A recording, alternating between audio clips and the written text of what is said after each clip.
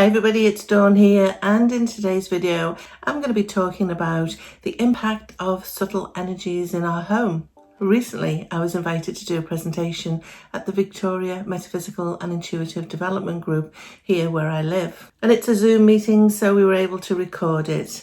And I thought it'd be a great video to share with you as I talk about my house healing work, geopathic stress, technopathic stress, and the other subtle energies that might be impacting us. So big shout out to the Victoria Metaphysical and Intuitive Development Group. I will link their information below because they gather on Zoom. You can sign up to those wherever you are in the world, and it's free. All I ask for is a donation to help with their running costs if you can afford it. The other shout out that I want to give is Spirit of Victoria, who sponsored the event, and I will leave their contact details below as well. So thank you to Josie and Ian for their wonderful invitation, allowing me to talk about one of my passions, which is how do we create safe and healthy environments for us to thrive in. Now this is a two-part video. I've broken it up into this video, which is a deep dive into geopathic stress. And then part two, we'll talk about technopathic stress, we'll talk about geopsychic stress, and we'll also talk about the process of house healing. So stay tuned for that one. So I'm just going to talk broadly about what we do in healthy home assessment and harmonization. And basically we look at energy in these four buckets. So we look at it from a geopathic stress perspective, and that's about, the earth energies that kind of invade our home and can be having an impact on us. We're going to look at technopathic stress, which is the more kind of human created, your Wi-Fi, your cell phones, your hydroelectricity, that type of stuff. So and to be honest, that they're the two that I'm going to concentrate the most on. But I'm also going to touch on geopsychic stress. So that's all of the ghosties and spirits, things that go bump in the night. And I know that's a lot of you were interested in that. And then the fourth bucket is around personal health. So lots of things that we can dig into around personal health. But let me just talk briefly about detrimental energy versus harmonious energy, because, I avoid the terminology of negative and positive. Energy is energy, but some energy supports wellness and some doesn't. So, if it's harmonious, then it's good to be in the space and the energy in it, and it feels good, and we feel happy and engaged and connected and well. If it's detrimental, then it's kind of pulling from all of those, and the longer that we're in that energy, the more impact that has on us. So in a healthy home assessment and harmonization, we're really focusing in on the detrimental energy. We want to identify what that is and start to resolve. And the other complicating factor to all of this, something could be detrimental to one person in the household, but not as detrimental or detrimental at all to another person. So there's a very individual aspect to all of this. So as we're working on the process, we're looking at it not just for the client, but possibly the other people that share the space. Now, I don't know how many of you have heard of dowsing. Probably all of you. You probably all play with pendulums, maybe even rods. But that's the vehicle that we do this healthy home assessment. So we use dowsing, which basically using a tool to tap into our intuition. So I work predominantly remotely. It's a great thing about this process is that you don't have to be on site. That doesn't mean to say that I don't do it on site sometimes. I do, but for the most part, we can do it remotely, and it's just an amazing process. What that enables me to do is have clients all over the world, and I'm not just restricted to kind of Victoria or maybe even just the southern part of the island. I can get across the globe and help as many people as possible. So we work with dowsing predominantly with a pendulum when I'm working remotely. If I'm on site, I'll work with rods as well. Let's talk about geopathic stress then. As I say, unseen but impactful. Now, let me position what geopathic stress is. So at the center of the earth, the core of the earth, it's rotating. and it's creating a magnetic field. And this magnetic field is emanating out from the center of the earth and out, and it bounces off the atmosphere. And basically, it's the vibration that all life exists in. It's our natural vibrational state. And geopathic stress is not a new phenomena. When you think about ancient China, and geomancing originated from China, and thousands of years ago, the emperor decreed that no house, no dwelling could be built on a place that had geopathic stress. They probably had different language for that, but that's what they were talking about. Ancient Roman cultures knew and understood about geopathic stress. Egyptians, think about our henge and our megalithic site builders. They knew and understood earth energy. They knew and understood geopathic stress. It is no accident that our sacred sites like Stonehenge, huge energy fields in the middle of them, these weren't places that they lived in. These were places that they worshipped in, or performed ritual, or did some sort of ceremony. It wasn't where they pitched their houses, because they knew that being on those high energetic spots was not going to be good for their long-term health. So in some ways, we're just kind of rediscovering some of this stuff, and fairly recently we're finding the science and the language around that.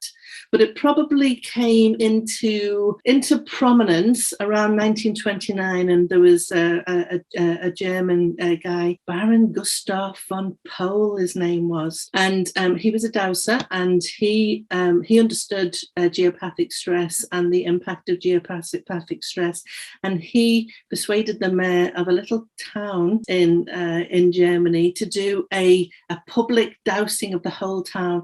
He doused the whole town, and he mapped all of the geopathic stress zones. And then he went to the records, and he matched anybody that had died from cancer had lived over a geopathic stress zone. So that was quite a seminal piece of research that started to get, particularly Europe. A lot of this came from Europe. Certainly got to think a little bit differently about earth energy and how it was impacting us. And then in 1952, German physicist Schumann, he measured this electromagnetic frequency that came from the earth. You've probably all heard about it. It's a Schumann resonance, 7.83 hertz. So that's the vibration of this electromagnetic field. And as I say, all life has evolved into this frequency, and it's incredibly healing for us. No accident that frequency is very, very similar to an alpha brainwave, where we get into that deep state of relaxation and light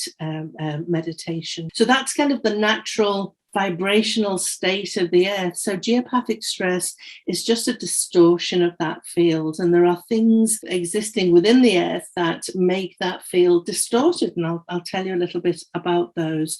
So things like underground streams, within the earth there are a ton of underground streams, some closer to the surface, some deeper, flowing, and it's this flowing water, it's creating radiation that's coming up from these streams and out into the earth. Now we're walking across these streams all the time. We don't even know about it. Crossing the road, traveling to work, it's not going to have a big impact. But if we've got these streams under our dwelling and we're sleeping over them or sitting watching the TV over them, then it's starting to have an impact to us. But other things are, the geology, the bedrock in the earth, the mineral content in the earth, the natural fissures that exist within the earth, and then lay on top of that the earth energy. So earth energy lines and channels, the energetic delivery system of the earth is all contributing to geopathic stress. And a really fun fact about water and energy lines is that not only creating this radiation effect that's having an impact on the natural vibrationary rate of the earth, human emotion is contributing to that as well. So if you've studied any of the work that Emoto is doing around messages with water and how intention can physically change the molecules in the water, you'll know that when we're holding, mad, sad, happy, frustrated, whatever the emotion is, we can imprint that onto the landscape. We can imprint it into these energy lines, and we can imprint it into these water streams as well. And I've done so many healthy home assessments where there's been energy lines or underground water streams flowing that has a contribution of human emotion that's making them detrimental to the people that live there as well. It's quite fascinating and quite mind-blowing. Some fun facts about geopathic stress. Are these fun? I don't know. I think they're fun, but they're definitely facts.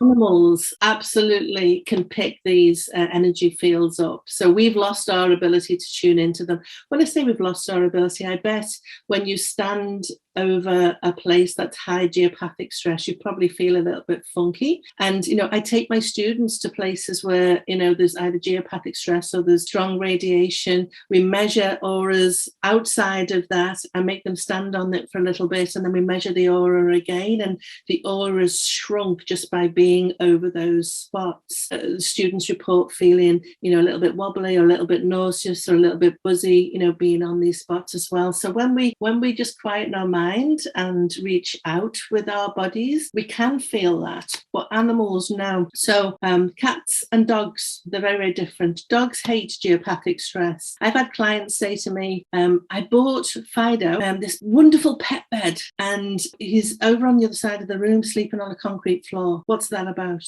Well, Fido knows that where you've placed this wonderful, comfy pet bed, it's over some geopathic stress. And Fido's not willing to sacrifice his health and well-being lying in there. So we'll rather sleep on the stone floor. However, if you have a cat, they love geopathic stress zones.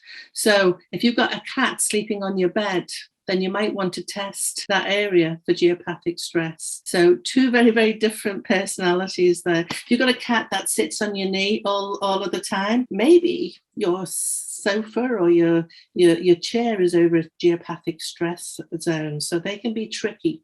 I had a client recently. I did some dose. I actually did it on site and identified a geopathic stress zone, and her bed, and it was literally just a corner bit of her bed was on this geopathic stress. It was a little bit of the pillow, and literally that little spot was where her cat slept. Nowhere else on the bed, just that little tiny.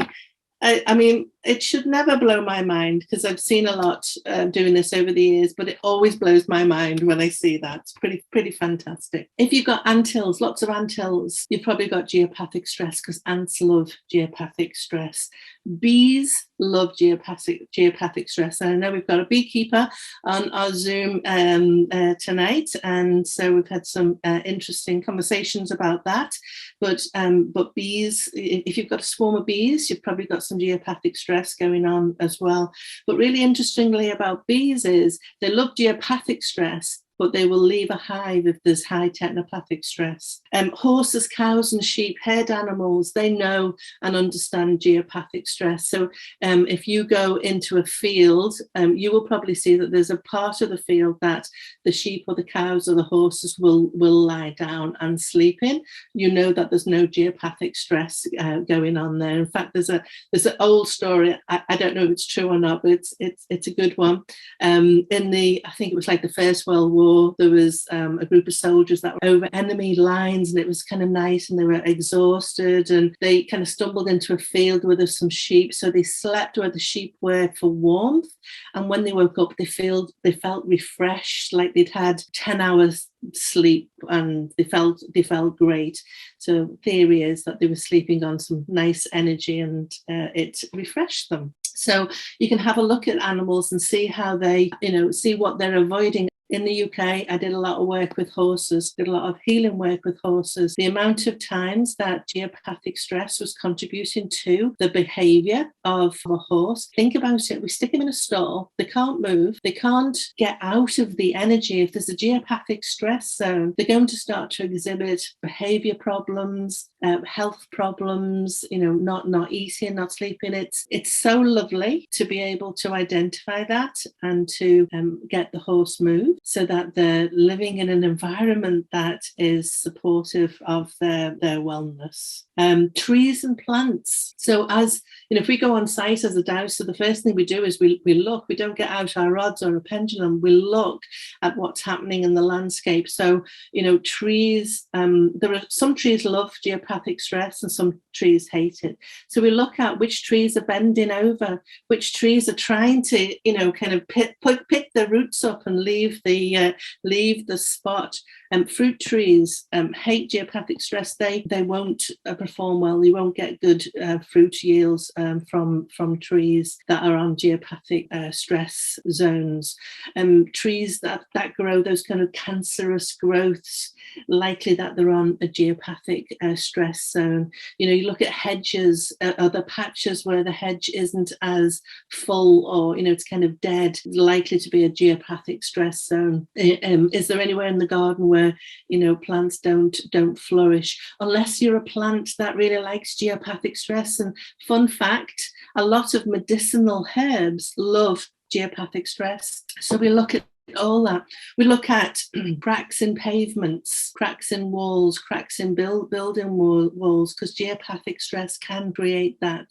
Mold. If you've got mold in your home, you've likely got geopathic stress, because the two go together. And we look at mold in a house healing assessment. We also, crop production. So if you think about it, and there's some amazing work that's happening all over the world, and particularly in Australia, because their landscape's pretty harsh. Their weather system's pretty harsh. So they've got to make sure that they maximise the growing potential to feed the nation. And so they've employed geomancers and dowsers to look at that and to kind of resolve some energetic imbalances there, because crop production and milk yield can be affected by geopathic stress.